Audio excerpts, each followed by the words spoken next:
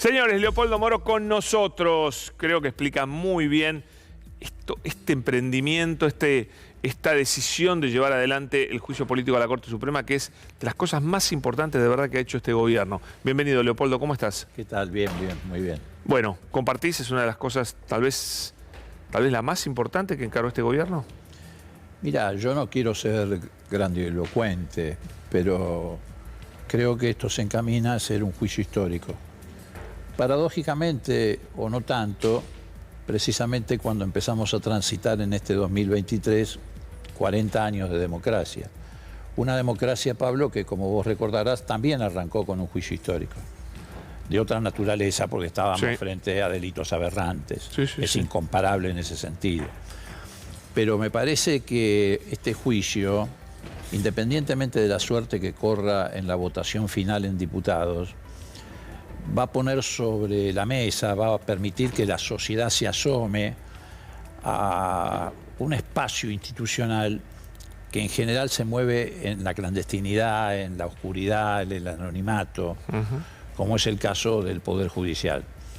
Y creo que va a haber revelaciones que van a servir mucho para que argentinos y argentinas que repudian a la justicia porque es un mal servicio que se le presta a la ciudadanía, pero no tienen muy en claro cómo funciona una mafia judicial que pretende invadir otros espacios institucionales, adviertan que efectivamente lo que suceda con este juicio político va a tener mucha influencia en su vida cotidiana.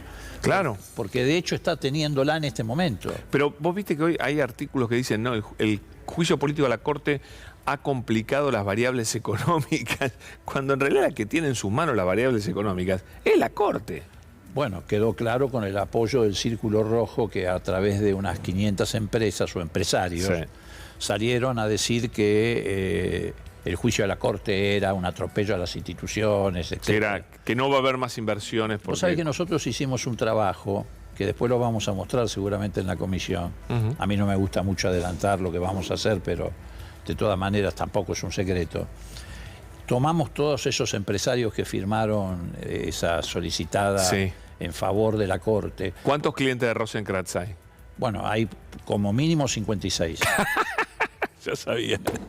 Pero además hicimos un cruce muy interesante.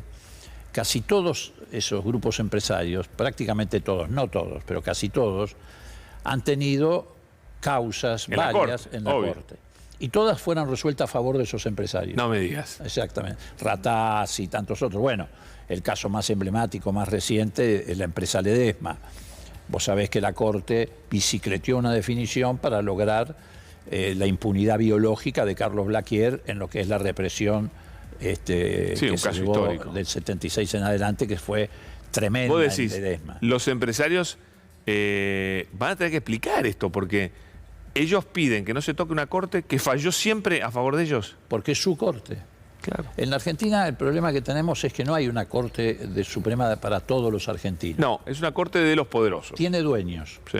Los dueños son estos que firmaron la solicitada, las 500 empresas, Clarín, el grupo Clarín claramente, y tiene socios políticos que es Cambiemos. Sí. Por eso a mí me tiene muy preocupado. Yo creo que se viene una ola. Porque ni siquiera responden a Cambiemos. Son socios. Son socios, no, por supuesto. No responden a Cambiemos. No. Responden a gente más poderosa. Obviamente, no. Los dueños de la Corte no es Cambiemos. Cambiemos son socios menores de la Corte. Pero aún así me tiene muy preocupado, porque en estos días veo que están amenazando con represalias a través de fallos que según ellos van a estar dirigidos contra Cristina Kirchner en la causa UTESUR. ¿En serio? Y en otras causas, sí. ¿Pero cómo llegan esas versiones? Y lo están haciendo a través de los diarios. Los diarios te están anunciando, la Corte va a responder con fallos y las cámaras de casación. Y a mí se van a meter en un problema muy grave. Pero ¿sabes por qué me preocupa mucho? Porque está demostrado que la Corte le cuenta a los diarios por anticipado y a los de Cambiemos por anticipado los fallos que va a emitir. Está en los chats entre Robles y Alessandro. Robles, que para el gran público es un señor anónimo, es la mano derecha del presidente de la Corte. Ni siquiera es abogado. Principal operador político. Exacto, ni siquiera es abogado, y así todo tiene el cargo de director general del despacho de Rosati. El tipo que llama a cualquiera que tiene algún problema con Rosati, llama a los periodistas que hablan mal de Rosati. Y se atribuye los fallos. En la conversación con D'Alessandro... Dice el fallo Robles. Claro, dice, decí que es el fallo Robles.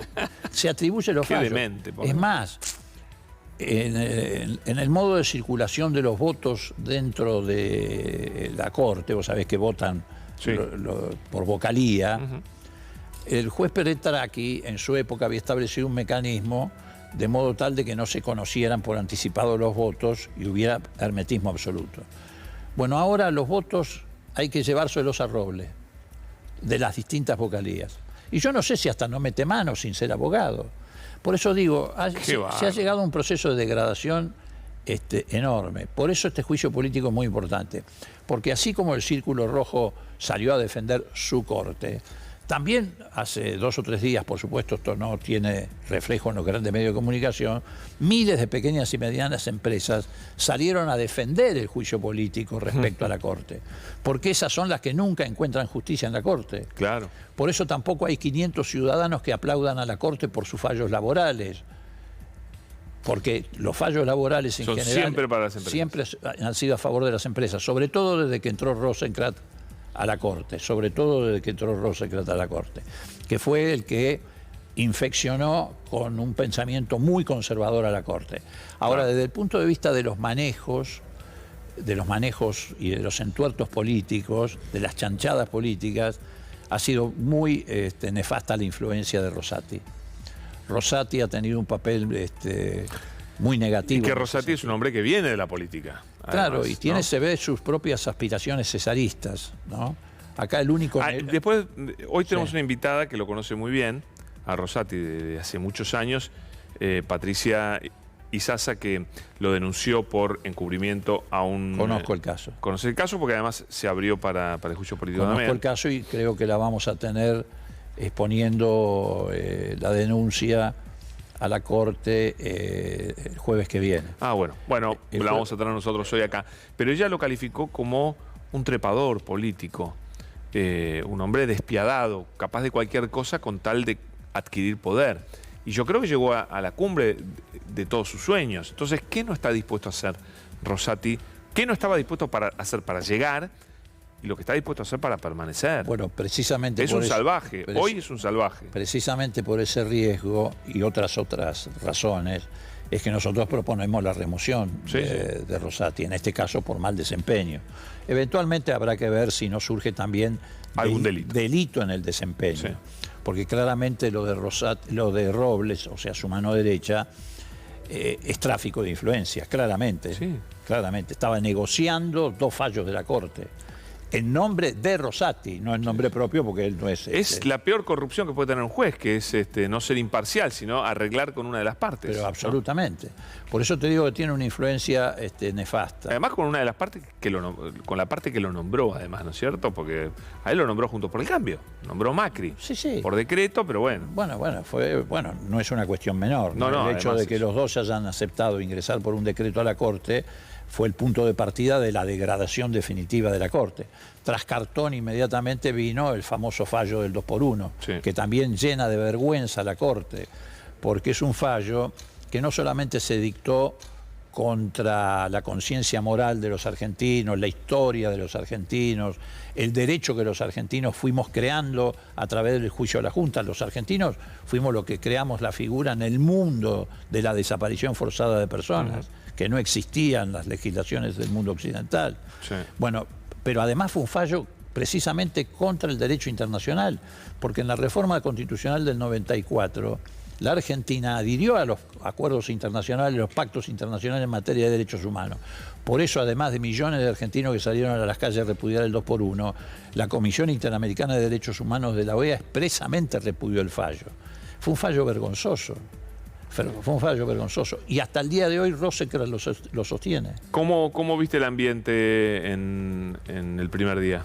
Bueno, no ocurrió nada de lo que los pitonizos de la catástrofe anunciaban. No se vino abajo la democracia, las instituciones. Nadie mató a nadie. Nadie mató a nadie. Al contrario, yo te diría que fue asombrosamente una reunión civilizada. Muy normal. la comisión se constituyó. Cuando llegamos nosotros había ya algunos legisladores que nos llamó la atención de Juntos por el Cambio que estaban sentados sin especular con el quórum. ¿Te acordás que decían no van a entrar hasta que el Frente de Todos reúna el quórum? Cuando llegamos, ¿por qué será que acá están tan prolijitos? Dije algunos, no todos. Es que yo creo que también entre ellos empezó a sembrarse la duda de si les convenía poner el cuerpo por la Corte, defender a la Corte. ¿Y por qué creo que está ocurriendo? Porque las pruebas van a ser muy contundentes, y ellos lo advierten. Por eso tienen pánico los dueños de la Corte, Clarín, los grandes empresarios. Tenían pánico al procedimiento. Ellos, te reitero, no quieren un procedimiento de cara a la sociedad, porque lo saca del anonimato a ellos también. No, los desgasta. Como los está sacando. Bueno, como lo sacó por su propia torpeza la banda del Lago Escondido, digamos, la banda del Lago Escondido que precede a todo esto. No podemos pasarlo de largo. Lo del juicio a la Corte está precedido por la banda del Lago Escondido, que nos mostró una parte importante de la mafia judicial en cargos muy jerárquicos. Pero además, vos fijate que también tiene que ver con las conversaciones de D'Alessandro, puso de manifiesto muy claramente, no solamente que hay un grupo de bandidos que son jueces y fiscales que se prestan al delito de dádiva, viajando a lugares lujosos, en aviones lujosos, y una empresa que se los paga, sino que puso de manifiesto que están allí no solamente para favorecer esos grupos empresarios, sino también para proteger la impunidad de Macri, como la protegieron en la Cámara Federal, por ejemplo, diciendo, casi equiparando a los familiares de Lara San Juan con terrorismo. Porque dijeron, no, están bien espiados, porque ponían en riesgo la seguridad nacional. O sea, nos retrotraen a la doctrina de la seguridad nacional de la dictadura militar con un fallo judicial. Y bueno, porque no podían, estaba tan probado que los habían espiado que algo había que inventar. Y te voy a decir otra cosa más. En su afán de salvarlo a Macri, esa misma Cámara, que la Corte protege, porque no lleva adelante el funcionamiento del Consejo de la Magistratura para que lo reemplacen, esa misma Cámara es la que provocó la aparición de los chats. Y yo interesante esto. Te voy a explicar por qué. A ver. En el afán de salvarlo a Macri, en el tema del espionaje, en otro fallo, acordate que dijeron, no, el espionaje fue cuenta propia, responsabilidad de los cuentapropistas. El espionaje más grande de la historia democrática de la Argentina, de mayor profundidad, alcance. Y entonces eximieron a Macri, eximieron a Rivas, eximieron a Magdalani, y ahí cortaron. Y dejaron procesados al resto, a los que llaman perejiles, a los agentes. Entonces los que no fueron desprocesados dijeron así, ahora vamos a cargar nosotros con esa responsabilidad, te la vamos a devolver. Ahora sí hacemos cuenta propia. Claro, ¿y qué hicieron? Hicieron los de los chats. ¿Vos crees que por ahí viene la mano? No tengas duda, porque ¿quiénes son? Son los grupos de policías de la ciudad que Larreta le prestó a Macri para que se llevara adelante ese espionaje ilegal. Y se están tomando la revancha. Por eso los chats tienen tampoco es un operativo tan sofisticado. Algunos dicen, no eran grandes espías. Esto tampoco es gran espionaje, ¿eh? No, esto lo hace cualquiera. Ahora ya no tanto porque las compañías han tenido que imponer la obligación de datos biométricos para que vos puedas cambiar el SIM. Pero hasta hace una semana lo hacía tu hijo. Sí, claro. No tengas ninguna duda. Por eso. Pero por eso es que los chats están referidos a D'Alessandro y el área de seguridad. Porque es una venganza contra Santilli, contra D'Alessandro y contra Larreta, porque creen que no creen, la verdad, le largaron. Los largaron fríos, sí. Los largaron fríos. Y por eso, los objetivos, repetimos porque es importante, los objetivos de los chats son D'Alessandro, Larreta y Santilli.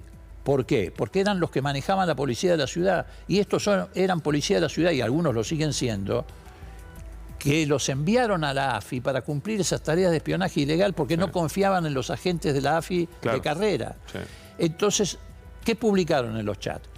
Cómo cobraba coimas D'Alessandro de las grúas de acarreo de autos de hace muchos años, cómo vinculaba a ese empresario con negocios directamente con Horacio, por Rodríguez Larreta. Por eso también le hicieron lo mismo a Santilli. ¿Por qué? Porque Santilli tuvo en su momento responsabilidad en el área de seguridad. Sí. Cuando lo echaron a... no me acuerdo, bueno, después del escándalo de River.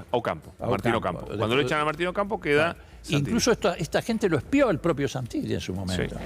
Entonces, en el afán de salvar a Macri, o tal vez Macri en el afán de salvarse él, no tuvo en cuenta la repercusión que esto iba a tener sobre el gobierno de la ciudad y sobre Larreta, dijeron, no, esto es espionaje hecho por cuentapropistas. Y los cuentapropistas dijeron, ¿nos soltaste la mano? Bueno, acá tenés la respuesta. O sea, vos decís que todo esto es un vuelto por la impunidad. Pero no tengas ninguna duda. Y esto te pasa cuando vos te movés en los sótanos con la mafia. Sí.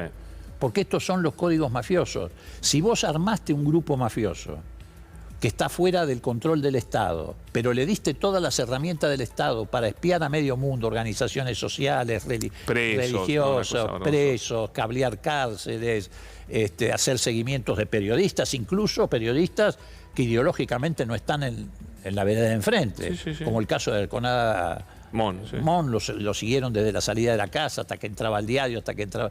Si vos haces todo eso y después le decís, no, muchachos, carguen ustedes con esto, y bueno, los códigos de la mafia se vuelven en contra tuyo, si vos primero usaste esos códigos a tu favor. Totalmente. La impunidad trae eso, ¿no? Sí, sin duda. ¿Cómo sigue entonces? Empiezan las sesiones, la apertura a prueba, ¿cuándo se va a producir? Bueno, ahora el jueves que viene vamos a escuchar a los denunciantes. Hay ok. 14 pedidos. A los denunciantes. Claro, hay 14 pedidos de juicio político. Yo digo mal la palabra denunciantes.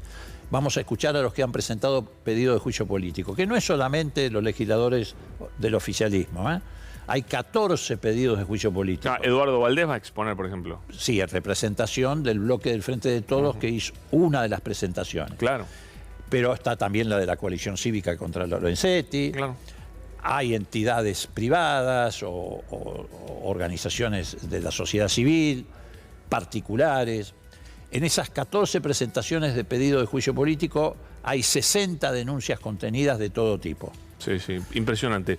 Tengo que cerrar, Leopoldo. Bueno, y el 9, que es con lo que te interesa, la pregunta que me hiciste, el 9, si se vota la admisibilidad, se abre el sumario de investigación y ahí empieza el periodo de pruebas. Esa parte va a ser muy picante. Muy picante. Va a ser interesante. Sí, muy interesante.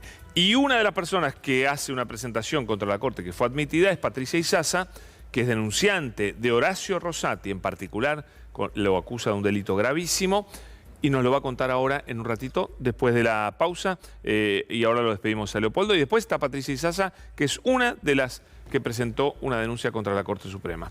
Leopoldo, gracias, interesantísimo y por supuesto apasionante, y vamos a tener unos días de cosas muy importantes. Tiene que mantenerse unido al Frente de Todos, ¿eh? No, pero por supuesto, además hay que mantenerse unidos, firmes.